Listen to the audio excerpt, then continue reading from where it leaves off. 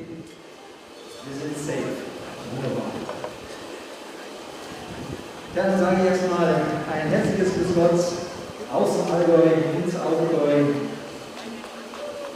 Ich sage herzlich willkommen an alle, die da sind, und ich fange mal gleich an mit einer ganz, ganz kleinen Geschichte. Die hat heute früh begonnen, um ca. 9:30 Uhr.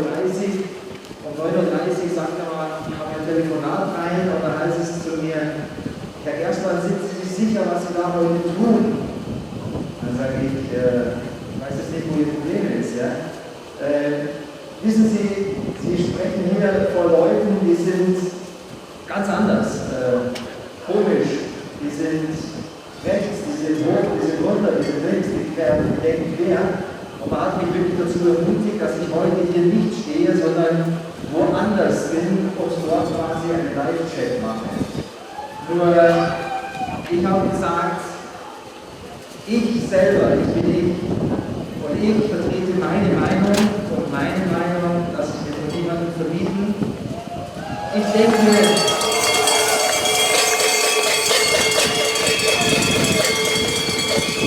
sicherlich mal links, mal rechts, mal hoch, mal runter und auch mal quer.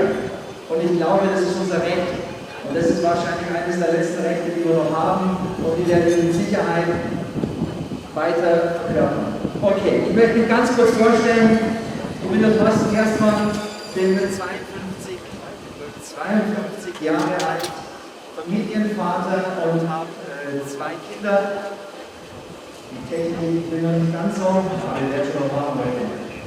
Ich habe 2 Kinder, eine 10-jährige Tochter und einen 5-jährigen Sohn, und betreibe ein kleines Landhotel in Probstried im Allgäu mit einem kleinen Restaurant. Unsere Besonderheit war, wir haben erst am 24.01. eröffnet und mussten dann am 15.03. in den Lockdown. Der Lockdown war für uns natürlich gleich in der Öffnungsphase ein Riesenproblem. War natürlich gleich ein Riesenproblem, weil wenn du in der Öffnungsphase bist, hast du keine Rücklagen mehr. Und hier war schon das Erste, dass uns unsere Hausbank schon gleich als erstes Mal den Rücken gekehrt hat. Meine Hausbank sagte zu mir: Herr Gerstmann, Sie sind nicht förderungswürdig, weil Sie Existenzgründer sind.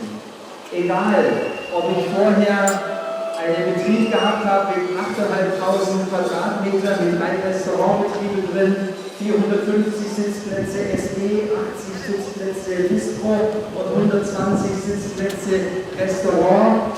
Das ist egal in Deutschland. Du hast jetzt ein Hotel dazu genommen und dann bist du Existenzgründer, und somit war ich nicht mehr förderungswürdig, dass die Bank als sogenannte KfW-Mittel überhaupt beantragt. Ohne Risiko, ohne alles. Sie haben es nicht getan.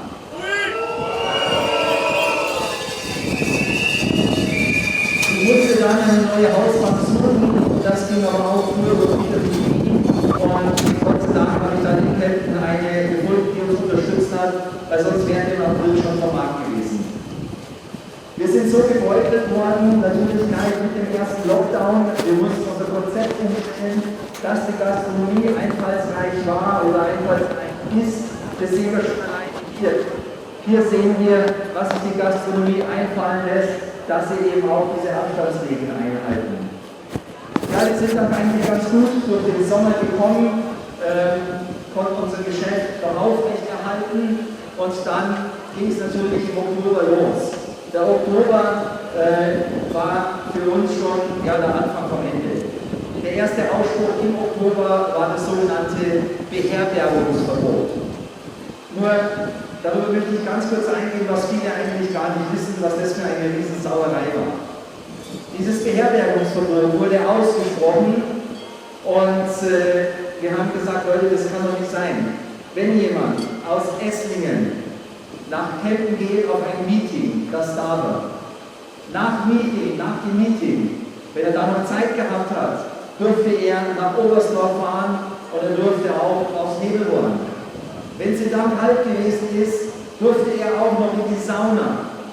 Nach der Sauna, wenn er sich gedacht hat, jetzt möchte ich wieder ganz gerne noch was essen, das durfte ich ihm geben, was zu essen. Wenn er jetzt zu mich gefragt hat, Herr Gerstmann, haben Sie noch ein Zimmer frei? Ja, ich würde gerne bei Ihnen übernachten, dass er noch ein zweites Bier trinken kann. Dann habe ich sagen müssen, nein, entschuldigen Sie, das dürfen Sie nicht, Sie sind kein Businessreisender, essen dürfen Sie, aber jetzt allein im Zimmer oben sein, das dürfen Sie nicht. Das muss man mir erklären. Das weitere Beherbergungsverbot muss man noch mal eines wissen. Das Beherbergungsverbot war ja von unserem Herrn Söder so ausgelegt, wir haben Landkreisbezirke, Landkreis Biberach, Baden-Württemberg, Landkreis Memmingen. Wenn ein Businessreisender gekommen ist aus Memmingen, den habe ich beherbergen dürfen. Aber wenn jemand 5 Kilometer weiter herkommt, aus dem Landkreis Biberach, den habe ich nicht beherbergen dürfen. Das muss man mir auch erklären. Das konnte uns keiner erklären, das konnte auch der Herr Söder nicht erklären und deswegen hat er irgendwann mal gesagt, es ist in der Tat nicht das Wichtigste mit dem Beherbergungsverbot, dann hat man es gekippt. Nur haben wir irgendeine Entschädigung dafür bekommen, durch diese Aussprüche nicht einen Cent, muss man ganz klar sagen.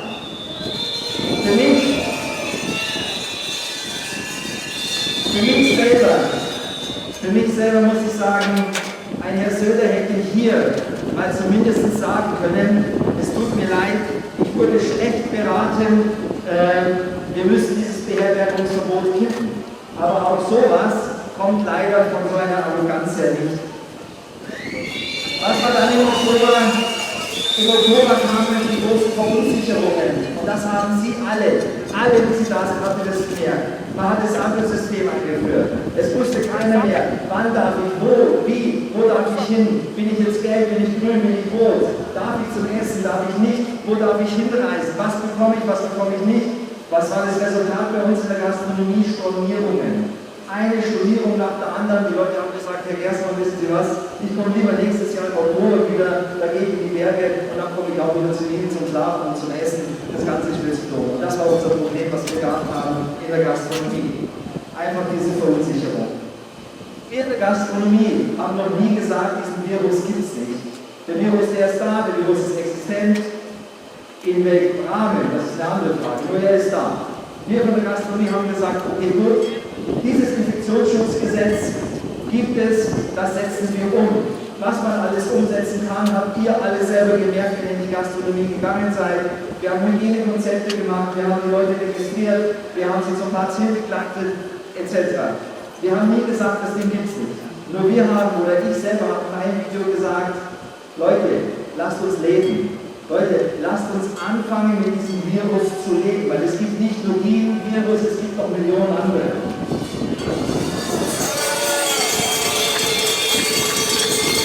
Wenn ich etwas mit dem Thema Infektionsschutz eingehe, dann muss man auch mal wissen, wie wir das in der Gastronomie erlebt haben. Es ist ganz einfach.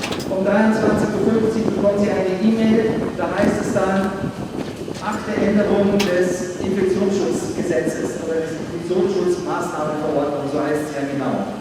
Und wenn wir jetzt sehen, wir sind nun mal Multikulti in Deutschland. Wir haben eine Gastronomie, wir haben Brasilianer, wir haben Inder, wir haben Italiener, wir haben griechisches Lokal, wir haben Chinesen. Und hier muss man sagen, das Rechtsverständnis ist für die Leute sicherlich etwas schwieriger. Auch Gesetze lesen, selbst für uns, die für die deutsche Sprache auch mächtig sind, ist es auch schwierig. Und ich möchte mal ganz kurz sagen, wie wir das erleben, was wir umsetzen müssen. Und wenn man das sieht, wenn man das jetzt hört, wenn Sie sagen, das kann doch nicht wahr sein, doch, es ist so. Also, Sie bekommen am Samstag um 23:50 Uhr eine Änderung der Maßnahmenverordnung für den Montag, den Sie umsetzen müssen. Und da steht drin zum Beispiel, die 7. Bayerische Infektionsschutzmaßnahmenverordnung vom 1. Oktober ist wie folgt zu ändern. Erstens, in § 6 Satz 1 Nummer 1 Buchstabe B werden die Wörter beträgt die Höchstteilnehmerzahl 200 und es gestrichen. Aha. In § 14 Absatz 2 wird der Satz von Nummer 1 die Sätze Satz 1 durch die Angabe Satz 2 ersetzt. Aha. Paragraph 18 Absatz 3 wird aufgehoben, das ist einfach. Aber jetzt geht's los.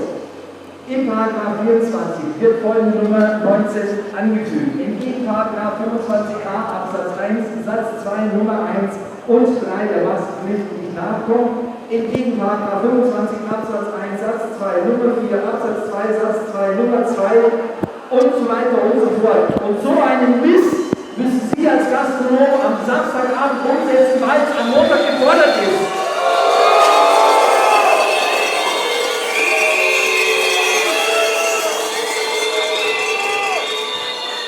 Ich will einfach nur deutlich machen, dass du auch in der Gastronomie studiert haben musst. Aber okay.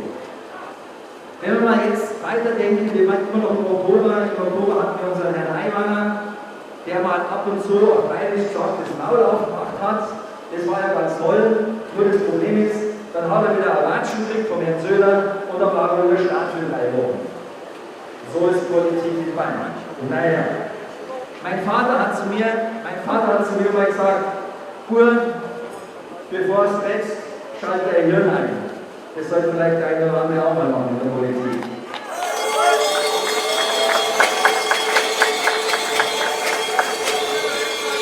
Am 16. Oktober habe ich ein weiteres Video gemacht und habe gesagt, Leute, in diesem Video habe ich beschrieben, wie es derzeit ist. Und ich habe hier schon aufmerksam gemacht, dass der große Lockdown am 24.12. ist, weil ich musste weder studiert haben, Arzt oder Wissenschaftler sein.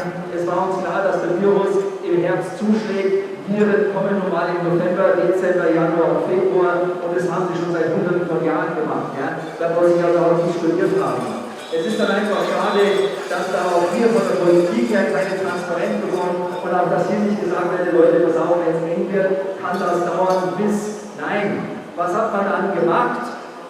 Am 1. oder am 2. November haben wir einen Lockdown Light gehabt. Das ist super. Zeitlich begrenzt. Ja, die zeitliche Begrenzung haben wir ja jetzt noch.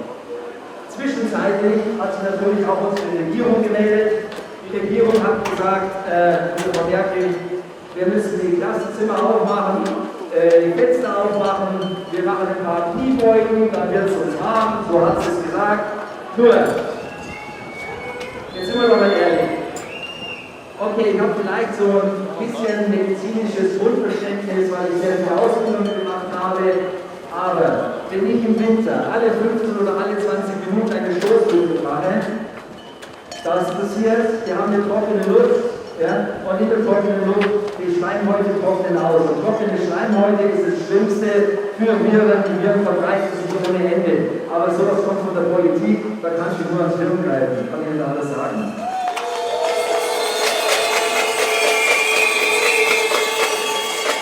Alles, was ich Ihnen heute hier erzähle, ich zitiere in erster Linie mich selber. Das heißt, Sie können alles über Facebook oder YouTube nachschauen, wo dann auch diese ganzen Daten drinstehen. Also wie gesagt, ich bin weder Prophet oder Vorausschauen oder sonst was. Es sind einfach Fakten, die einfach da waren. Was man auch nicht vergessen darf, dass am 23.10. ein Massentest durchgeführt wurde in Oberstdorf an einer Grundschule. Das muss ich vorstellen. Die Eltern wurden in der Früh durch eine E-Mail benachrichtigt, wir machen heute einen Massentest in der Grundschule.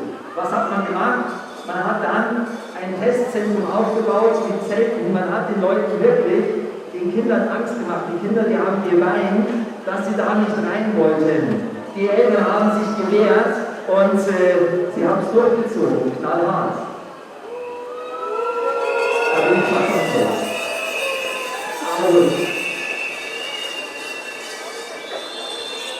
tja, dass der Herr Söder und der Herr Aiwanger bei Pressekonferenzen sich am Ende dann die Zuständigkeiten hin und her geschoben haben, das haben Sie vielleicht auch mitbekommen.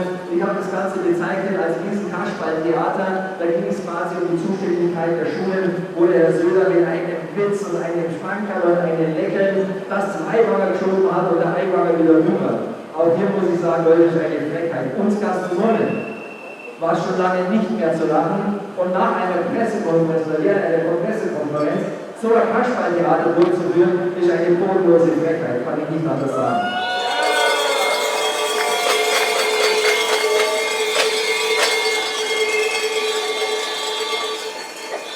Tja, der Lockdown Light ist gekommen, hier haben wir dann zum 2. zweiten Mal Ware vernichten müssen. Nein, ich habe keine Ware vernichtet. In Bayern sagt man, Gott sei Dank Zeuge, ich bin hingegangen und habe sehr viel Ware bei mir in der Siedlung einfach hergeschenkt, wir haben aus der Tafel gegeben, etc.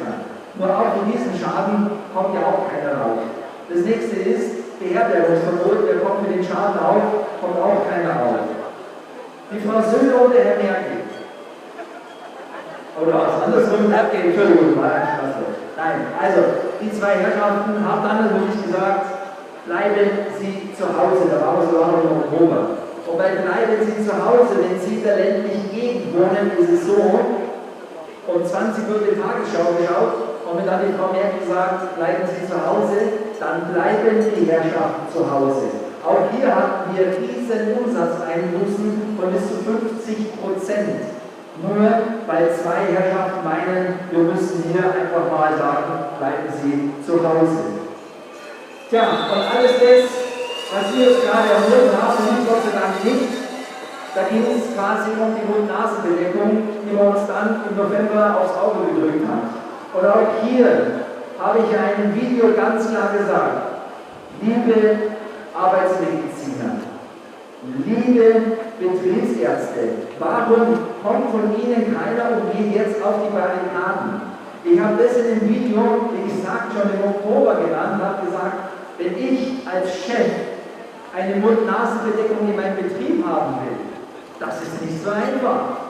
Sondern man muss sich hingehen, man muss sagen, okay, für diesen Arbeitsplatz Mund-Nasen-Bedeckung, ich brauche einen Betriebsarzt. Der Betriebsarzt macht eine Anamnese, der macht eine Gefährdungsbeurteilung und nachdem er die Anamnese durchgeführt hat, die Herrschaften dann einfach untersucht hat, dann wird diese Maske angepasst. Sie wird angepasst und erst dann bekommt derjenige die Erlaubnis, diese Maske zu tragen. Aber nein, was haben wir in Bayern? Als erstes haben wir Fetzen im Gesicht, dann haben wir Putzlappen im Gesicht und am Schluss haben wir Filtertüten im Gesicht. Super!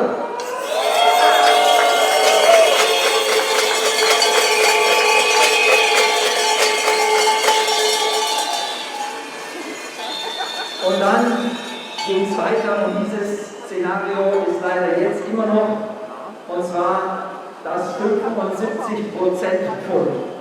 Und dieses Pfund hat mich so aufgeregt, dass ich zum ersten Mal dann emotional geworden bin und auch wirklich die Frage gestellt habe, deswegen war ich auch in der Bild-Zeitung, haben Sie eigentlich ins Hirn geschissen? Warum war ich so aufgeregt? Es war ganz klar kommuniziert, wir bekommen 75%. Unser Herr Altmaier oder Scholz, ich weiß nicht, wer es war, kann natürlich auch nicht Umsatz und Gewinn unterschreiben, aber das ist ein anderes Thema. Sondern wir bekommen 75% vom Umsatz. Dann kam natürlich raus, dass gesagt wurde, bezieht davon natürlich was ab, das Geschäft, was du gemacht hast, und Kurzarbeitergeld zum Beispiel. Okay, haben wir verstanden. Es wurde dann kommuniziert, es gibt am Anfang nur eine Abschlagszahlung bis 10.000 Euro. Bis 10.000 Euro. Wenn ein Betrieb, ein etwas größeres Hotel, eine Entschädigung bekommen hätte von 90.000 Euro, was sie gebraucht hätten, um ihre Kosten zu decken, haben die nur 10.000 Euro bekommen. Wie war es in meinem Fall? Ich hatte das Problem, ich hatte keinen Vorjahresvergleich. Was hat man dann genommen? Ich hätte dann im Oktober nehmen können. Im Oktober war das Beherbergungsverbot und das bleiben Sie zu Hause. Also 50% weniger Umsatz. Was habe ich dann genommen? Auch nicht im Durchschnitt vom Jahr. Man muss sich vorstellen, die Regierung rechnet uns die Lockdowns tageweise. Aber mein Umsatz wird monatsweise gerechnet, egal ob Lockdown oder nicht. Dann steht da halt mal 0 oder dann steht da halt nur 5.000. Das interessiert mich gar nicht. Das heißt, ich musste einen Eröffnungsmonat nehmen, wo ich nur 6 Tage aufgehabt habe. Ich musste die Lockdown-Monate dazu rechnen und ich musste das Beherbergungsverbot und das bleiben Sie zu Hause dazu rechnen. Schnitt ist gleich davon 75%, davon abzüglich Kurzarbeitergeld, das ist das, was ich bekommen hätte, haben wir dann nicht gemacht, wir haben dann trotzdem noch eine schlechte Tour genommen, dann hatte ich 8.000 Euro stehen. Für 8.000 Euro können Sie kein Hotel unterhalten, das funktioniert nicht. Aber es standen 8.000 Euro. Ich gehe früh auf mein Konto und schaue, hey, ich habe 4.000 Euro aufs Konto bekommen, was ist jetzt los? Und kurz darauf lese ich Abschlagszahlung. Ich dachte, Abschlagszahlung geht bis 10.000 Euro. Nein, Die Regierung hat dann im Hinterkämmerchen nochmal, ist in sich gegangen, hat das Ganze dann nochmal überarbeitet und haben von diesen 75% nur 50% ausbezahlt. Das heißt, ich hatte 4.000 Euro. Die 4.000 Euro, die waren schneller da, schneller weg, wie sie da waren. Ja? Aber gut. Das sind die Probleme dieser Abschlagszahlung und was passiert jetzt? Jetzt schon langsam trudeln die Hilfen ein. Jetzt, ich habe letzte Woche, wieder Namen, geheißen hatte seitens der Regierung, es wird im November ausbezahlt. Im November wird noch ausbezahlt. Und ich habe letzte Woche eine zweite Hälfte bekommen. Sensationell. Sensationell. Hervorragend. Aber jetzt muss ich mal einen Stab brechen über viele. Ich muss einfach einen Stab brechen, auch wirklich, das hört sich jetzt für manche vielleicht komisch an, aber wirklich auch für die Finanzämter. Ich muss den Stab brechen über unsere AOK, DRK, über die Agentur für Arbeit, über die IHK. Nochmal, wer arbeitet da? Das sind Leute wie du und ich, die arbeiten da. Nur die da arbeiten, die bekommen Vorgaben. Und ich vergleiche das mal ganz kurz mit einer Bäckerei. Wenn der Meister sagt zu seinem Stift, sagt zu seinem Auszubildenden, zu seinem Auszubildenden sagt, back ein Brot. Du bekommst aber kein Mehl und du hast keinen Ofen. Der Auszubildende hat jetzt mal schnell ein Problem. Nur der Auszubildende wird sich was einfallen lassen. Der Auszubildende wird zum Bauern gehen, der wird sich das Korn holen, der wird das Korn mahlen zum Mehl, der wird sich draußen einen Lehmofen backen, dass er dieses Brot backen kann. Hat er einen Lehmofen gemacht. Das ist vorsintflutlich. Aber genau so müssen unsere Ämter arbeiten. Weil diese Vorgaben, die sie von der Regierung bekommen, die sind einfach beschissen, was sie bekommen. Und nichts anderes. Sie bekommen ihr Handwerkszeug überhaupt nicht. Und hier heißt dann auch die Sachbearbeiter. Die dafür überhaupt nicht können, sondern bekannterweise, wo fängt der Fisch an zu stinken? Wir wissen es ganz oben. Ich habe nur noch zwei Sachen. Unser Herr Altmaier hat diese Woche in der Presse gesagt, wir haben sauwenig Insolvenzen. Ich weiß jetzt nicht, warum Sie alle lachen. Seien Sie bitte nicht unverschämt, ja? Wir haben weniger Insolvenzen. Aber Herr Altmaier, warum haben wir weniger Insolvenzen? Weil das Insolvenzrecht derzeit noch ausgesetzt ist. Der hat doch einige an der Gottschalk, was ja ehrlich war. Der Müller, der regierende Bürgermeister, der Herr Müller sagte, wir haben alle Wissenschaftler gefragt, alle Wissenschaftler wurden gefragt, unsere Kinder haben keine Auffälligkeiten. Herr Müller, es gibt was, das nennt sich Google, das ist doch noch PC oder da hat man das Handy in der Hand, da kann man eintippen, Pandemie, Covid-19, Kinder, Auffälligkeiten, da bekommen Sie so eine Latte daher. Ich würde bitte sagen, ein Riesenpfund an einfach Berichten, wo man das Ganze nachvollziehen kann.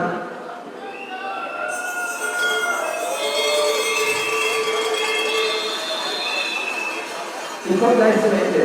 Ja, zwei Sachen möchte ich noch sagen zu Herrn Söder. Da bin ich noch nicht ganz durch. Ich nehme als erstes mal das, was er jetzt erst gesagt hat vor ein paar Tagen.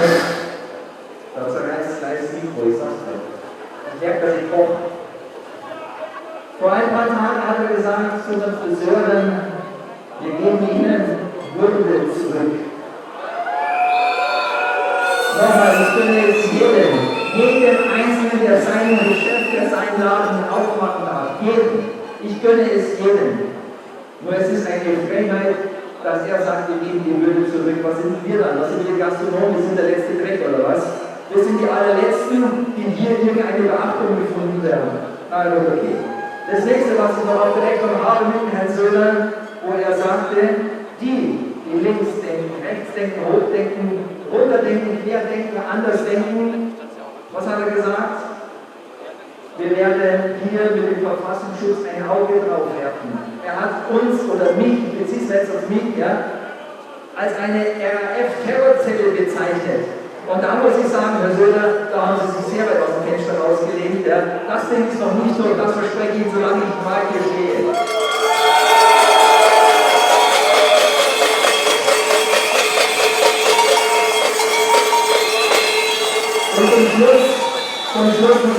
sagen, wenn man mich jetzt fragt, Herr Gerschmann, wie geht es Ihnen? Da kann ich nur sagen, mir geht's beschissen. Ich habe mich letzte Woche bei Antenne Bayern angemeldet, weil ich bete, dass ich diese Hilfe bekomme von Antenne Bayern. Ja, wo es heißt, wir helfen die Gastronomen, der Einzelstand, wo es heißt, Bayern hilft. Und ich habe hier eine Summe von 18.000 € angegeben, weil ich das brauche, um nicht in die Insolvenz zu müssen aktuell. Aber wenn man mich dann weiter fragt, wie es mir geht, kann ich es nur ein Beispiel wiedergeben. Mein Sohn ist 5 Jahre. 5. Und der sagte zu mir, Papa, hier hast du mein Sparschwein. Dann hast du auch mal wieder Geld. Dann wissen Sie, wie es uns Gastronomen derzeit geht. Uns geht's beschissen wie uns.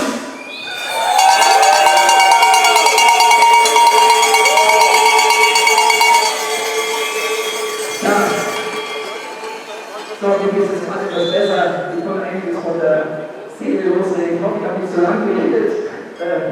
Wir mussten ein bisschen was wechseln. Der Vorredner war noch im Stau gestanden. Ich wünsche Ihnen allen, die da seid, natürlich Gesundheit. Das sage ich aber nicht einfach so, sondern weil es kalt ist.